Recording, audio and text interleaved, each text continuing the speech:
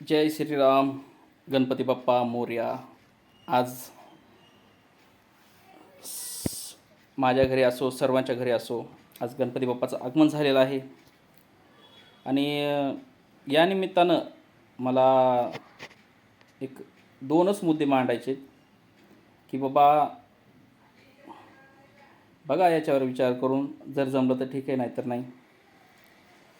पहिला विषय असा की आपण जे गणपती बसवतो, 18 पगड जाती हे एका जागी यावं यासाठी जे आपल्या गणपतीची परंपरा आहे, गणपती बसवण्याची असो की एका जागी यावं, विचाराची देवाणघेवाण व्हावी, या विचारामधूनच क्रांती व्हावी.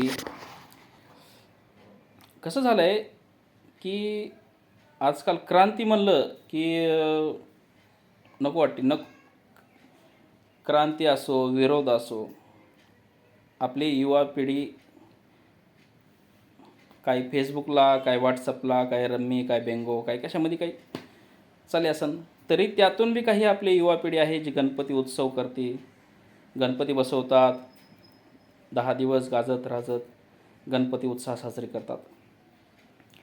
आता मुद्दा असा आहे की आपण जे गणपतीसाठी वर्गणी मागतो, एक लक्षात घ्या, माझं हे वैयक्तिक म्हणणं आहे. माझं जे म्हणणं आहे मी ते मांडण्याचा प्रयत्न करतो. तुम्हाला पटलं ठीक आहे, नाही पटलं तरी तुमची इच्छा. आपण जे गणपतीची वर्गणी गोळा करतो, 10,000 असो, 5,000 असो, लाख असो, जे असेल ते असतील. समजा 10,000 रुपये जमा झाली, हे कोणासाठी माहिती का? हे जे मुद्दा आहे, ज्यांचं मंदिरकडे लक्ष नसतं, ज्यांचं मंदिरकडे जरा मंदिराचा विकास, मंदिराची स्वच्छता, मंदिराचे कलरिंग असो, मंदिराचं जे काय असेल ते, त्यांच्यासाठी हा मुद्दा आहे. जे काही वर्गणी येत असेल, 10-5,000 जे काय असेल ते, मला वाटते त्यातून पूर्ण खर्च करण्यापेक्षा अर्धे या 30% रक्कम खर्च करावी. उरलेल्या रक्कममध्ये बघा, आपल्या प्रत्येक गल्लीमध्ये 1-2 तरी माणसं अडचणीमधले सापडतात, किंवा प्रत्येक गल्लीमध्ये 1-2 तरी माणसं असतात जे धर्माची सेवा या धर्मसेवा या हिंदुत्वाचं काम करतात. धर्माची सेवा असेल, काय असेल ते असेल. या निमित्तानं तुमचे जे पैसे, मला वाटतं 30%, 40%, 50% खर्च करावे. 50% उरलेल्या ह्याच्यामध्ये आपण मंदिराची असो, गल्लीची असो, गल्लीमध्ये दोन धर्मसेवक तर कुठेही सापडतात तुम्हाला, जे की त्यांना वाटते की कुठं गौ हत्या होणे, या कुठं बलात्कार होणे, या कुठं काय असेल ते असेल, मंदिर स्वच्छता राहिली पाहिजे असं ज्यांना वाटत असेल, त्यांच्यासाठी, त्यांना गाही धरून या त्यांच्यासाठी जे काही कामाला पैसा लागतो, खर्च होतो, मंदिर स्वच्छता असन, कलरिंग असन, त्याच्यासाठी उरलेला पैसा आपण खर्च करावा. मी 1-2 जागी बघितलं की ज्या जागी 50,000 पट्टी आली, डेकोरेशनसाठी 30,000 खर्चले, बँडसाठी 20,000 खर्चले, गणपती घ्यायला पैसे आलं. असं मी बोलायला नाही पाहिजे, चूकभूल झाली असेल तर माफ करा. पण माझा पहिला मुद्दा असा आहे की आपल्या खरंच परळीमध्ये उत्साह चांगला होतो, गणपती उत्सव चांगला आहे, केला पाहिजे सर्वांना. पण आपलंसुद्धा मंदिर ते स्वच्छ असले पाहिजे, मंदिरसाठी खर्च करावा. इतर आहे, सर्वांची जी त्याची इच्छा असते. पहिला मुद्दा माझा असाच आहे की आपला धर्मसेवक कुठं जर अडचणीत असेल तर त्याच्यासाठी बी आपल्याला पैसा खर्च करावा लागतो.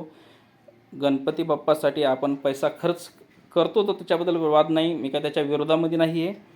आणि आपण भरलेले पोटं भरावे, या गणपतीसाठी खूप मोठं जेवण करावं आणि वाटोळं करावं अशी माझी अपेक्षा नाही आहे. असं कोणीही करू नये, माझी इच्छा आहे. थोडाफार प्रसाद जरी केला, आणि ज्यांना खरंच म्हणजे सर्वांना प्रसादाची गरज असे, प्रसादाच्या हिशोबानं असावं, जेवणाच्या हिशोबानं असावं. आणि आपण आता कसं आहे, मी बोलायला लागलो का लोक लगेच म्हणतात ह्याचं काहीतरी घेणं देणं असतं, ह्याला काय करायचं आहे, असं तसं लई बारा भानगडी असतात. पण माझं म्हणणं आहे की आपण आपले उत्साह साजरे करावं, आणि हे आपलेच उत्साह आहेत, आपलेच उत्सव आहेत की ज्याच्यातून आपला पैसा समजा खेळता राहतो. गणपती आला तर पैसा बाहेर, खर्च पाणी, मार्केट चालणं, तेच लक्ष्मी आल्याच्या नंतर मार्केट चालणं, पुन्हा दसरा, पुन्हा दिवाळी, म्हणजे हे पैसा आपला खर्चत राहतो, येत राहतो. पैशाचं काही नाही. पण मला वाटते धर्मसेवा ही महत्त्वाची. गल्लीमधले मंदिर गल्लीमधली जी समस्या आहे ती सुद्धा महत्त्वाची आहे. आणि हे पहिला मुद्दा आहे की मला वाटतं आपला जो गणपतीचा निधी आहे ते मंदिरसाठी या गणपती बाप्पासाठीच जे काय गल्लीमधली काही अडचण असेल या गल्लीच्या मंदिरासाठी काय अडचण असेल, धर्माची काय अडचण असेल त्यासाठी निधी तर खर्च करावा. दुसरी अडचण अशी आहे, ही महत्त्वाची अडचण आहे, याच्याबद्दल तुम्ही लक्ष करा की आपल्याला ग्राहक गावचाच, सुखादुखाला गावचेच, अडचणीला गावचेच. आपण खरेदी करतो ॲमेझॉन, फ्लिपकार्ट, जे काय असेल ते. हे एक मुद्दा. आपण आपल्याच गाववाल्याकडून खरेदी केली पाहिजे, आपल्याच गाववाल्याला आपण सहकार्य केलं पाहिजे. आणखीन आता एक लय मोठा स्कॅम म्हणता येईल या काय म्हणता येईल समजा, जे की चालू आहे परळीमध्ये सुद्धा,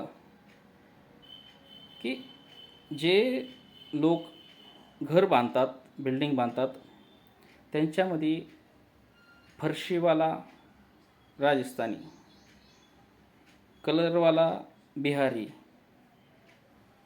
POPवाला UPवाला, POPवाला म्हणजे UPवाला,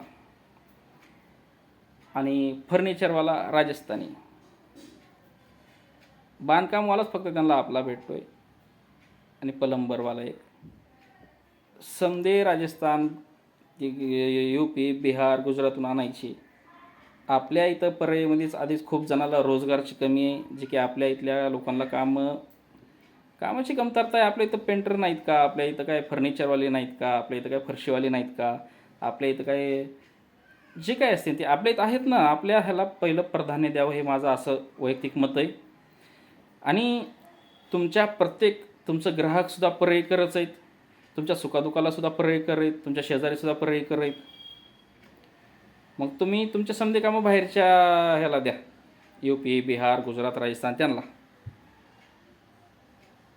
आणि पुन्हा आपल्याच लोकांना नाराज, म्हणजे आपल्या लोकांना जे 2 पैसे भेटायचे ते भेटणार नाहीत. माझी अशी विनंती आहे सर्वांनाच की बाबा तुम्ही पहिलं आपले ट्राय करा.